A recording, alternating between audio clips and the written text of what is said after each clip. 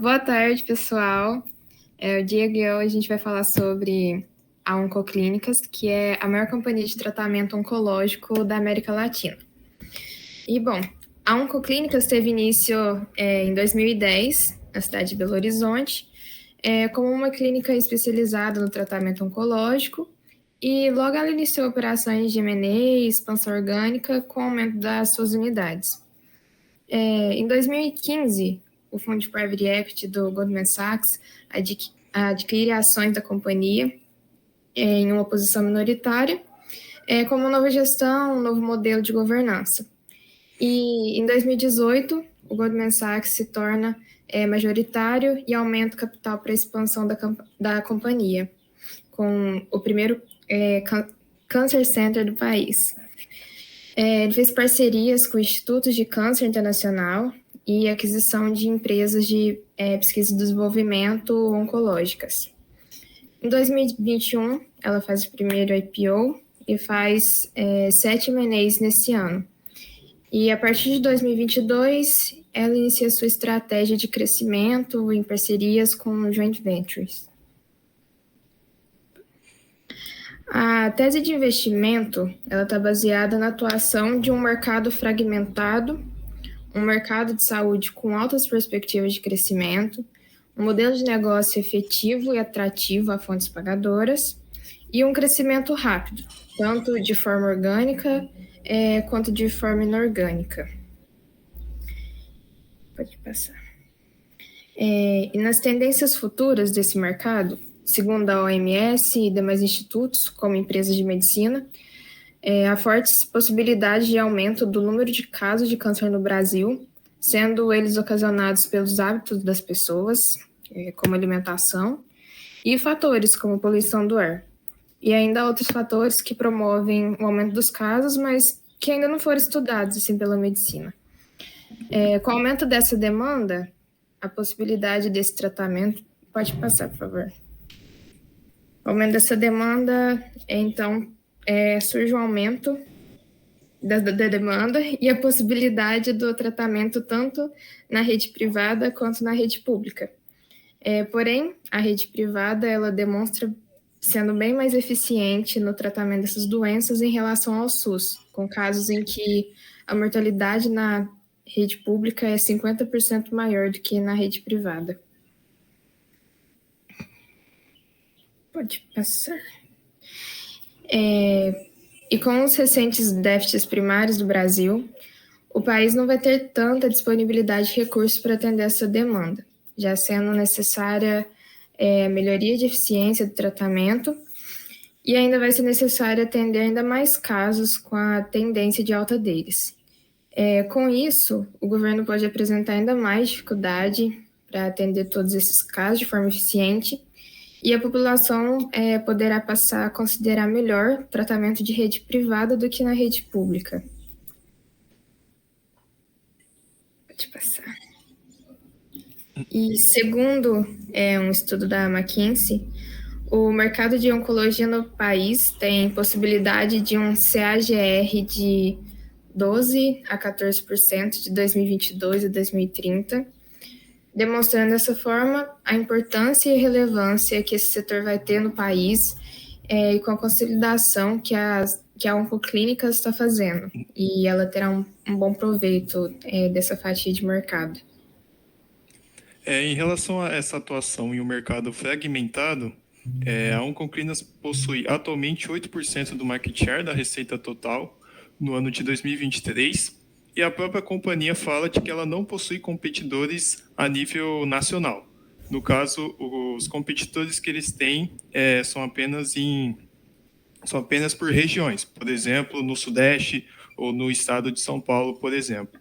Mas agora, uma companhia a nível nacional que faz o tratamento de oncologia não existe no Brasil, a não ser a Oncoclínicas. Então, nesse caso, em relação a tratamento a nível nacional, ela não possui concorrentes.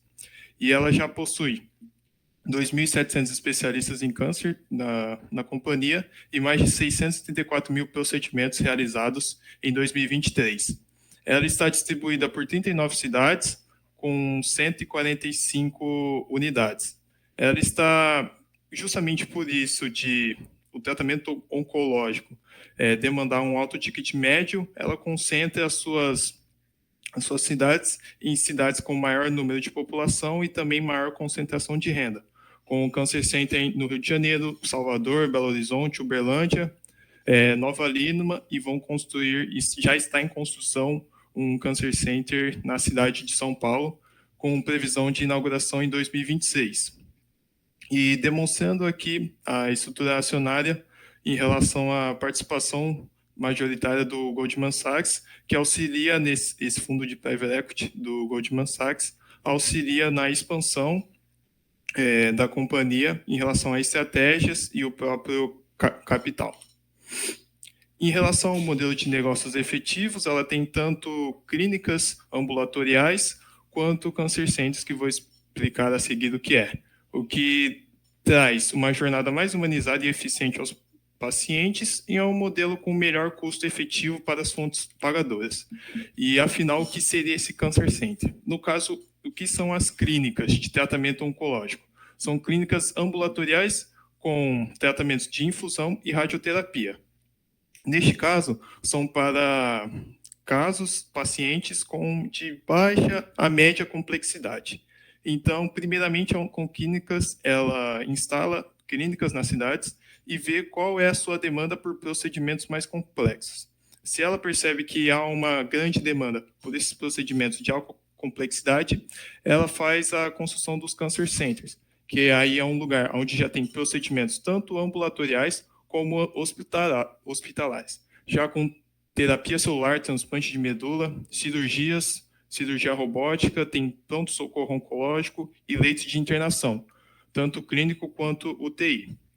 Então, a ideia é você ter tanto em lugares que há essa demanda, você ter tanto uma clínica para tratamentos ambulatoriais e, caso haja complicações, você manda para esses cancer centers para fazer o tratamento de maior complexidade. E, no caso, a Oncoclínicas também tem a expansão por meio de parcerias.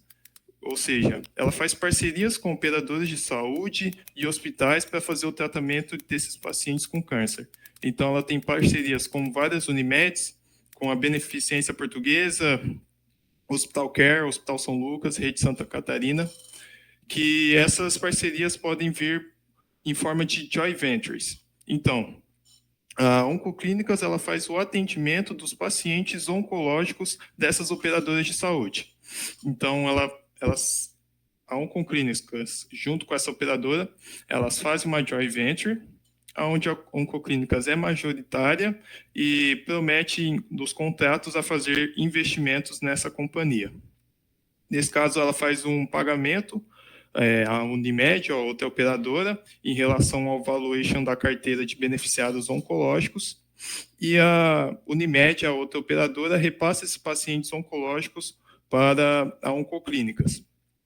Neste caso, a Oncoclínicas faz o tratamento e cobra um aluguel dessa joint venture, porque essa joint venture vai utilizar o estabelecimento da Oncoclínicas. E, em relação às receitas, essa nova companhia faz a divisão de resultados tanto para a Oncoclínicas quanto para outra operadora, e por ser a Oncoclínicas majoritária, ela vai ter a maior fatia dessa divisão de resultados, e geralmente esses contratos de joint venture são a longo prazo, de 30 a 60 anos, e também com uma expectativa de alto crescimento nos primeiros anos. Algumas dessas joint ventures que ela fez foi com a Unimed Recife, que ela fez uma joint venture de 30 anos para poder tratar os pacientes oncológicos. Essa Unimed fez uma joint venture com a Porto Saúde, com a Central Nacional Unimed, que além de fazer essa parceria, ela também se comprometeu a construir aqueles cancer centers que eu falei, em São Paulo, Salvador, Brasília, e ela também fez uma joint venture, uma parceria com o Hospital Santa Lúcia, lá no Distrito Federal, com 60 anos de contrato. Então, neste caso, a Oncoclínicas tem tanto a demanda dela quanto a demanda das operadoras de saúde, que elas poderiam direcionar para vários tipos de hospitais, mas acabam concentrando direcionar a demanda dela para oncoclínicas. E com isso tem uma maior facilidade em relação a relacionamento de fonte pagadora, porque ela só vai ter o único prestador, então as relações vão ser mais fáceis, e há também um custo menor, porque eles vão ter uma grande parceria, um grande contato entre eles. E também, outra parte é a relação ao crescimento orgânico e inorgânico, com CAGR de crescimento das receitas de 38% de 2018 a 2023 e mais de 40 M&As realizados entre 2016 e 2023. Em relação à receita líquida, ela apresenta constante crescimento, tanto de forma orgânica quanto inorgânica, como já citado os M&As, e também ela vem subindo a sua margem bruta. Já no número de estabelecimentos, ela mais do que dobrou de 2020 para 2023 e também teve um aumento da sua receita por estabelecimento. Em relação ao EBITDA e também ao lucro líquido, pode-se observar que o lucro líquido dela 2020 e 2021 estão negativos, muito em conta por ela ter um forte processo de expansão. Ela ainda está nesse processo de expansão e consolidação, o que infere em altos empréstimos e debêntures emitidas pela companhia.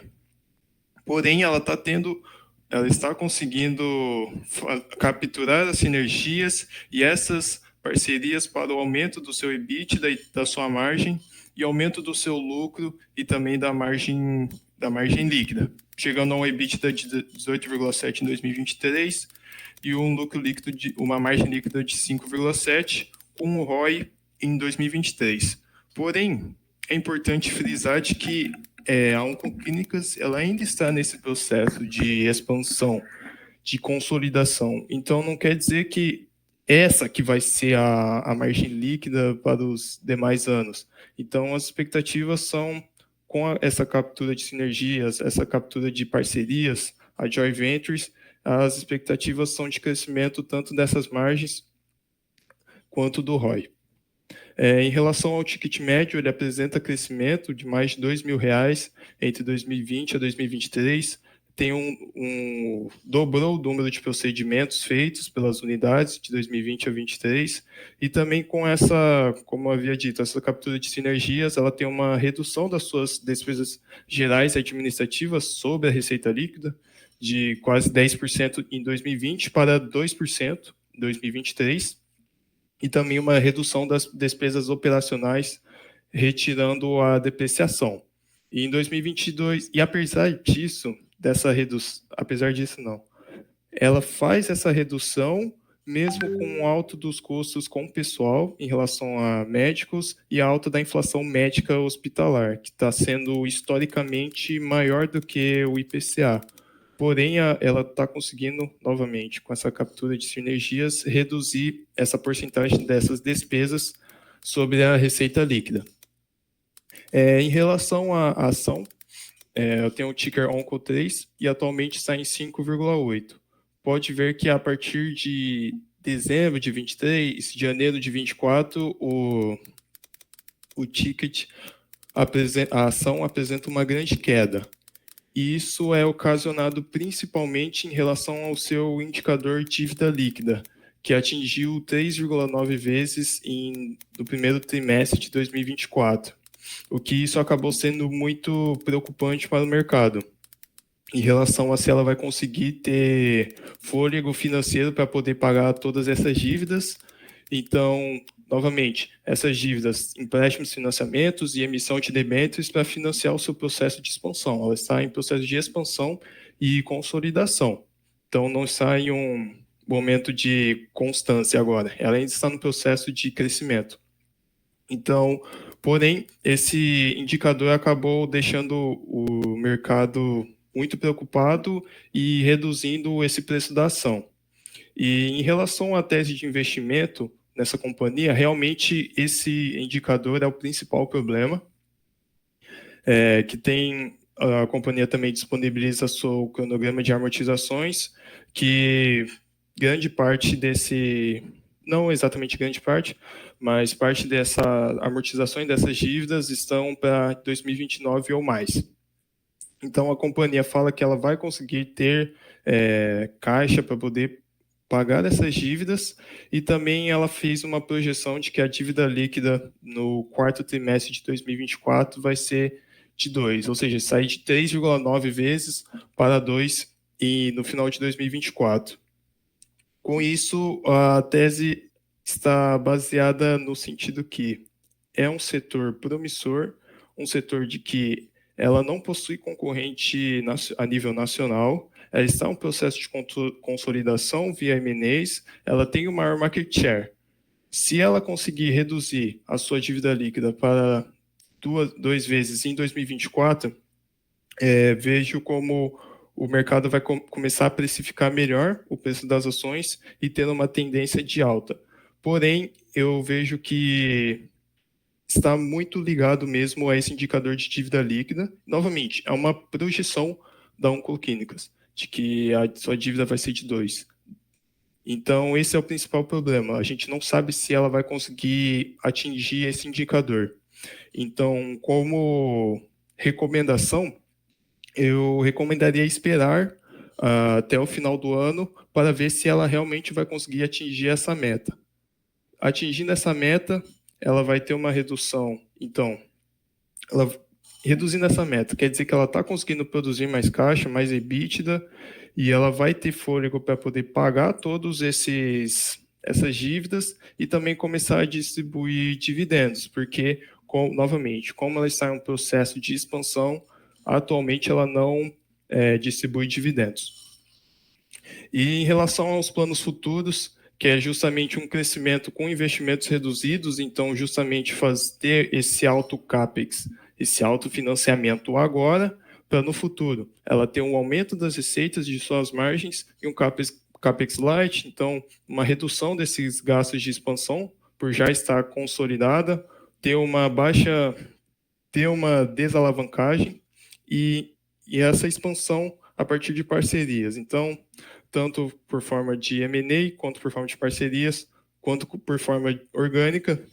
Apesar disso, ainda já a própria Oncoclínicas falou que já tem 50 potenciais M&A já mapeados. Obviamente não quer dizer que ela vai fazer esses 50, mas só que ela está realmente preocupada em, no momento, se consolidar e ganhar e já tem a maior fatia de mercado e crescer ainda mais para um mercado que apresenta tendências de aumento futuro desse setor. Então, o desenvolvimento desse modelo atual, que seria aumentar as receitas na jornada do paciente, aumentar as receitas por medicina diagnóstica e também por meio dessas parcerias, ter essa captura da sinergia dos seus M&As e ter uma consolidação nesse mercado para um crescimento futuro.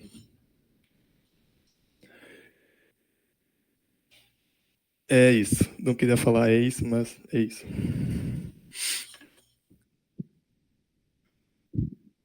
Sim, sim.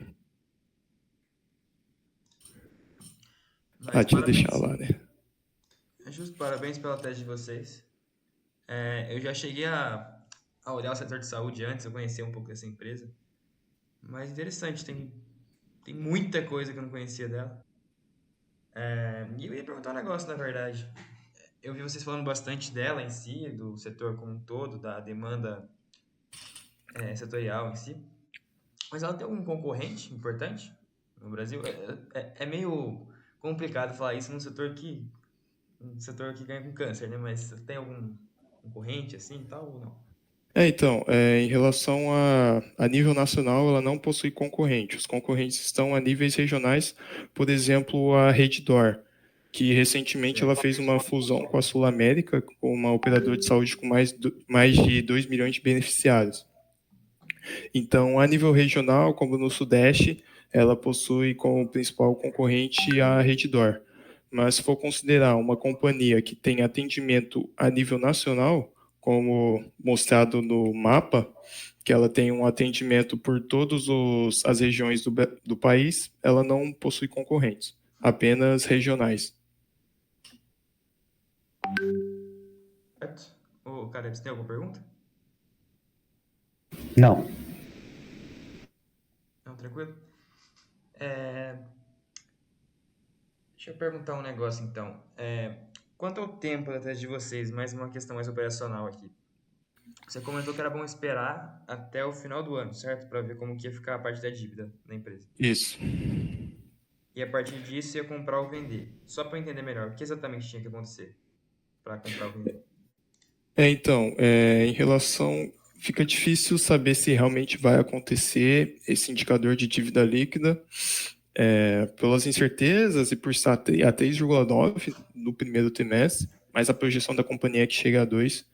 Então, caso chegue a 2 em 2024, eu vejo como uma oportunidade para a compra das ações, porém, é uma companhia que ainda não distribui dividendos. E, como demonstrado anteriormente, também os casos de câncer apresentam tendências de crescimento a longo prazo. Então, por exemplo, a OMS fala que vai crescer 70% até em 2045. Então, eu vejo que é um problema você comprar essa ação que não paga dividendos e segurar por muito tempo. Porém, ao mesmo tempo, essa ação está com um preço bem descontado em relação ao ano anterior.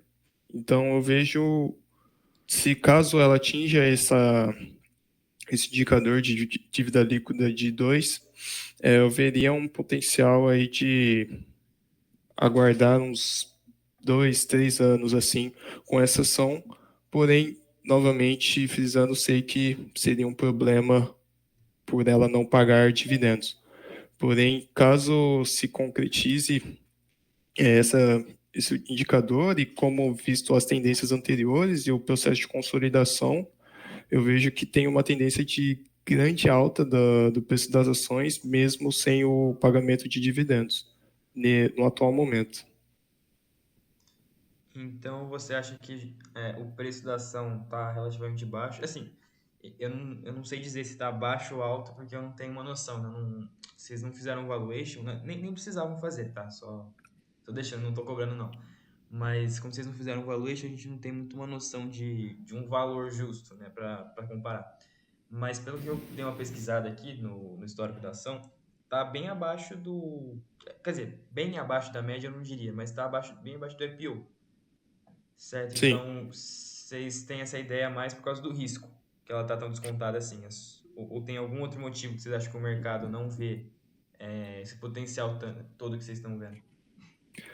Em relação à redução, porque como pode ver, 2020, 2021 ela apresentou lucro líquido negativo, tinha uma margem EBITDA de 11,3%, mas nos últimos 2 anos ela já teve reverteu para um lucro líquido positivo e uma margem EBITDA crescente. Então, acredito que o principal problema mesmo seria esse indicador de dívida líquida de 3,9, que ela está sendo realmente muito alavancada pelo seu processo de expansão. Eu vejo que esse é o principal problema. Porque, então, assim, se não tiver, no caso, né, novamente, se ela reduzir esse indicador e ela demonstrar que tem capacidade de gerar caixa, que está demonstrando, no caso, com os resultados positivos, e vai conseguir pagar suas dívidas, eu vejo um potencial de crescimento. Mas esse desconto está relacionado principalmente à alta alavancagem mesmo. Não, certo. Mas só para comentar uma coisa, tá? Que eu talvez tenha dado uma impressão um pouquinho errada do que eu falei agora.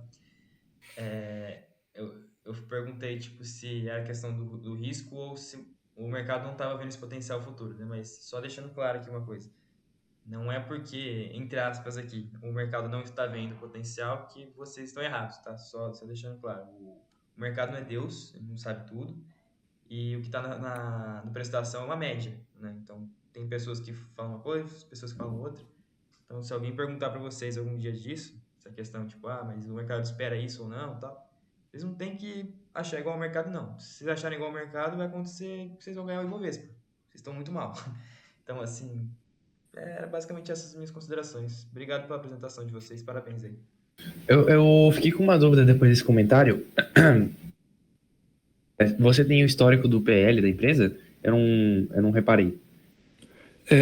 Não coloquei o histórico do PL aqui no slide, mas tá de... Posso até pegar, já que tá em tela cheia mesmo. Então, manda bala.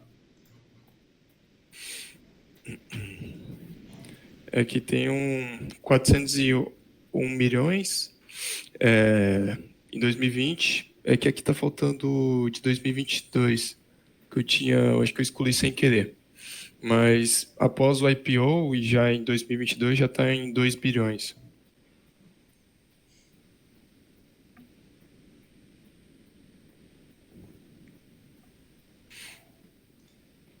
O Caleb, tem mais alguma pergunta? Ah, sim, porque desculpa, eu achei que eu tinha mutado.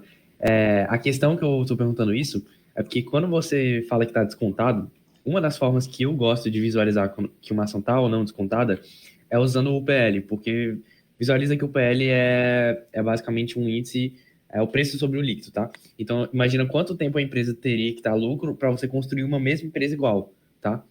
Então, eu acho que é um bom método de você visualizar se realmente está muito descontado ou não, é você ver como o PL da empresa mudou de um ano para o outro.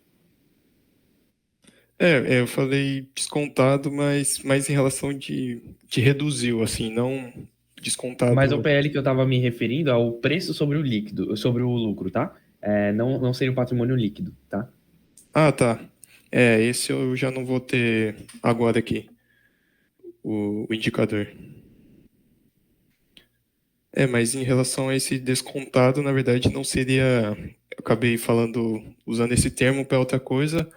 No caso, esse desconto, na verdade, seria. Eu quis dizer com uma redução do preço da ação por causa da alta alavancagem. Não exatamente em relação ao P sobre E, de que está muito baixo.